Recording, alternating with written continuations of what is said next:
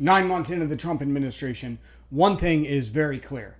No one is coming to save us. Some institutions like the courts are mostly holding up under constant authoritarian pressure coming from the White House. Others, like federal law enforcement and the military, are mostly not. The National Guard and federal law enforcement have been all too happy to do Trump's bidding, whether it's through their increased roles enforcing immigration policy, or getting sent into American cities to ostensibly fight crime, or just look the part for Trump's authoritarian desires. Meanwhile, pretty much every agency within the federal government that you can think of has been turned on its head and is essentially doing the opposite of what those agencies were created to do. I thought it would be helpful to provide a brief and definitely incomplete checklist for progressive Americans and their communities to think about as Trump's government continues to not just abdicate its responsibilities and duties, but in most cases completely pervert the role of government in our lives. So the first thing on my checklist is government. Local government. The American right has been incredibly successful in recent years in injecting culture war madness into every aspect of Americans' lives, largely through small governments. So progressive Americans and communities should be thinking about things like election boards, school boards,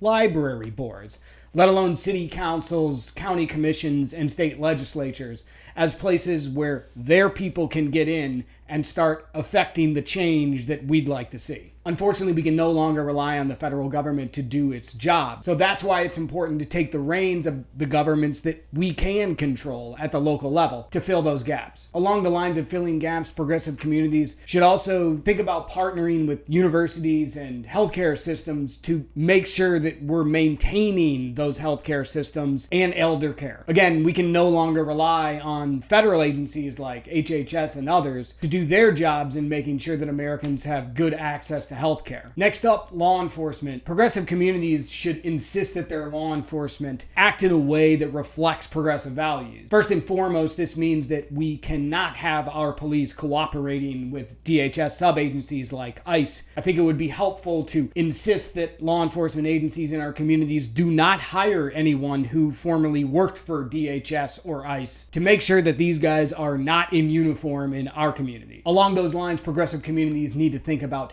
raising the requirements to become a member of law enforcement. By having those standards so low, we are essentially guaranteeing that uneducated, unserious, and sometimes unstable people are serving as cops in our communities. Finally, progressive communities should stop allowing law enforcement to continue the practice of encrypting scanner frequencies. These channels have to remain open for citizens, everyday Americans, but also activists, as well as members of the press, to be able to monitor police actions. Communities that have already allowed law enforcement to encrypt their scanner frequencies should reverse those policies. Investigation, prosecution, and public shaming of Republican elected officials and community leaders should also be something that progressive communities should be thinking about. Many Republican elected officials, from your local city council on up to the U.S. Senate, regularly openly violate things like campaign finance laws and regularly violate rules around financial disclosures. Compliance with these rules and laws, as well as compliance with licensing and code compliance,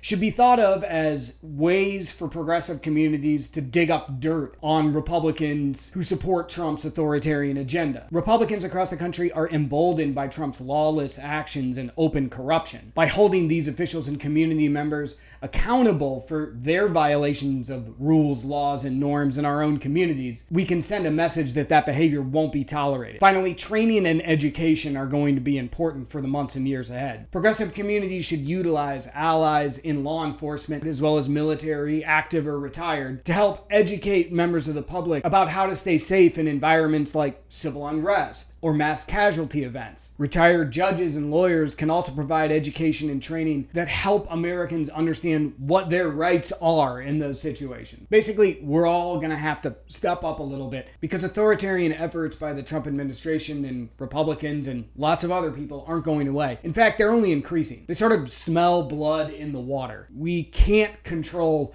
what Trump does or says on a daily basis, and most of what Republicans and the White House does is far beyond our control. But we can control what happens in our own communities and what those communities look like. But progressive Americans will have to start thinking like Republicans have over the last decade and more. Taking the reins of local government, law enforcement, even things like library boards, is going to be crucial to preventing authoritarianism from infiltrating our own communities.